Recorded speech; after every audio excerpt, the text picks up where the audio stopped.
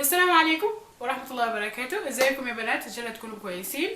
انا رجعت لكم بفيديو جديد، وطبعا ملاحظين ان انا بتكلم بطريقة مختلفة. وفي الفيديو ده ان شاء الله هجاوب لكم على شوية اسئلة الناس بتسألني. اول سؤال اللي هو انا سودانية ولا مصرية؟ سؤال سأل كتير جدا جدا في القناة. وتاني سؤال اللي هو انا ليه بتكلم مصري وانا سودانية؟ كمان عايزة اقول لكم نقطة عايزة اوصلها يعني من الفيديو. واسفه لو صوتي يعني كده مبحوح وكده، عشان انا كنت بصراحه تعبانه الفتره اللي فاتت دي كلها، صوتي كان رايح وكده. كده اتحسنت شويه فقلت لازم اصور، لان لي فتره طويله جدا ما صورتها. فيا رب يعجبكم الفيديو ويلا نبدا. انا سودانيه والحمد لله، والحمد لله سودانيه، وبفتخر بجنسيتي وبفتخر ببلدي بفتخر بجنسيتي وبفتخر ببلدي وبفتخر يعني اني من السودان، بفتخر باني سودانيه وبفتخر بلهجتي جدا. فده السؤال يعني ناس كتير سالوني جدا. وتاني سؤال اللي هو انا ليه بتكلم مصري اذا كنت سودانيه؟ اوكي، هشرح لكم الموضوع. بداية الموضوع انا سافرت مصر لما كنت تقريبا 8 سنه، وقعدت في مصر تقريبا 5 سنوات، وبعد كده جيت امريكا. فيعني انا معظم طفولتي قضيتها في مصر، عشان كده اللهجة المصرية بقت يعني لهجتي أنا. فاهميني؟ يعني لما تمشوا بلد وتاخدوا لهجتها فبقت لهجتي أنا. مع إني بتكلم سوداني في البيت مع ناس أمي وكده، بس ما عندي معرفة في اللهجة السودانية تمام. وكمان يعني في كلمات اتغيرت في اللهجة السودانية، في كلمات جديدة في اللهجة السودانية أنا ما بعرفها. يعني اللهجة السودانية كده ما مركزة عندي، فاهمين؟ فلما جيت أفتح القناة قلت أتكلم مصري، عشان ده اللغة اللي أنا يعني بتقنها بجد. وبصراحة أنا بحب مصر وبحب أهلها وبحب يعني كل حاجة عنها. المهم إني قلت أتكلم مصري. لما زول يسألني سؤال يقول لي أنت مصرية ولا لا، أنا بقول لهم أنا سودانية، ما بنكر أصلي أبدا. فعشان كده الناس بتستغرب، يعني بتقول اللهجة اللي أنا بتقنها بصراحة. وكمان يعني دي اللهجة أنا ركزت عليها كويس. السوداني بحبه طبعا، عايزه اتكلمه جدا، زي ما شايفين انا بتكلمه هسي. عندي تقريبا شهر كامل قاعده بشوف في فيديوهات سودانيه وكده عشان اتقن اللهجه شويه وما الخبط لكم في الكلام. انا بحب بلدي جدا جدا، وبحب لغتي جدا جدا، وبحب اصلي جدا جدا وجنسيتي. ابدا ابدا ما بنكر ان انا سودانيه، مستحيل انكر كمان. وما عندي مشكله اني اكون مصريه ابدا. يعني الناس اللي بتقول لي انت، وفي ناس بتقول لي انت مصريه ليه تنكري اصلك وتقولي انت سودانيه؟ فانا بقول لهم لا، انا ما مصريه ابدا. ولو حتى لو كنت مصريه ما هنكر اصلي، لانه مصر فيها شنو احلى ناس بصراحه. جاوبت لكم على السؤال ويا رب تكونوا تفهمتوا.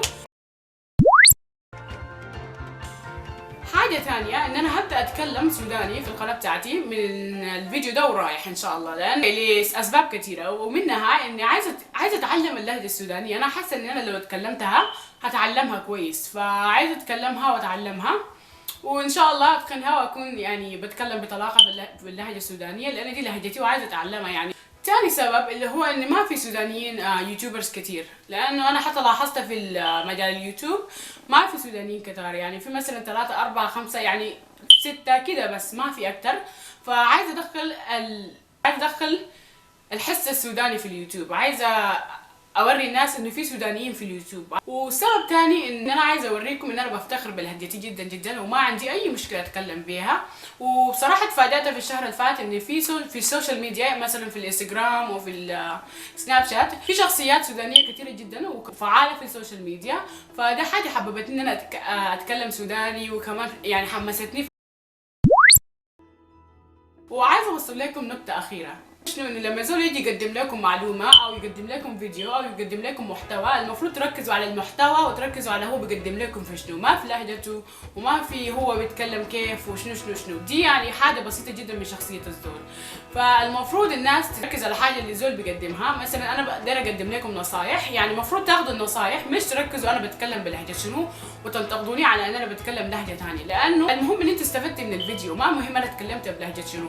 يا اما في ناس كتار بيتكلموا لهجه ما لهجتهم، ويعني موجودين في اليوتيوب وعايشين وما في حاجه ابدا. فالناس تركز على محتوى الفيديو والحاجه اللي الزول بيقدمها ليهم، غير لهجته واصله وهو شنو، يعني المعلومات الشخصيه. فاهمين قصدي؟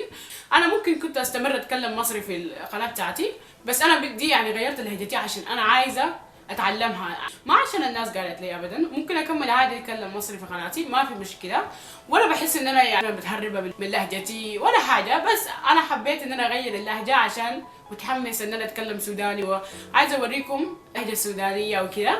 فبس ده كان السبب. فبس دي كانت معلومتي، ويا رب يكون عجبكم الفيديو. لو انتم ما مشتركه في القناه بتاعتي اشتركوا في القناه بتاعتي، الزر الاحمر اللي تحت ده. انا عايزه اقول لها ليكم ان عايزه اعمل هاشتاج للقناه او اسم للمتابعيني. اوكي، عايزه اعمل اسم او هاشتاج للمشتركين بتوعي الحلوين. فلو عندكم اي اقتراحات اكتبوا لي في الكومنتات تحت، وهشوف كل الاقتراحات وان شاء الله نختار احلى اسم. وما تنسوا تعملوا لايك للفيديو. حاجه ثانيه عايزه اقول لكم ان شاء الله الفيديوهات الجايه واحده منهم هتكون لو خيروك، فان شاء الله هتكون مع صاحبتي برضو. فلو عايزين تشوفوا لو خيروك مع صاحبتي ولا خيارات لفيديو لو خيروك الجاي ان شاء الله في الكومنتات تحت، او في تابعوني على انستغرام عشان تكتبوا لي خيارات، وانا ان شاء الله هاخذ خياراتكم وان شاء الله اعملها في الفيديو الجاي من فيديو لو خيروك. وما تنسوا تتابعوني على مواقع التواصل الاجتماعي السناب شات والانستغرام، وان شاء الله اشوفكم في الفيديو الجاي. باي.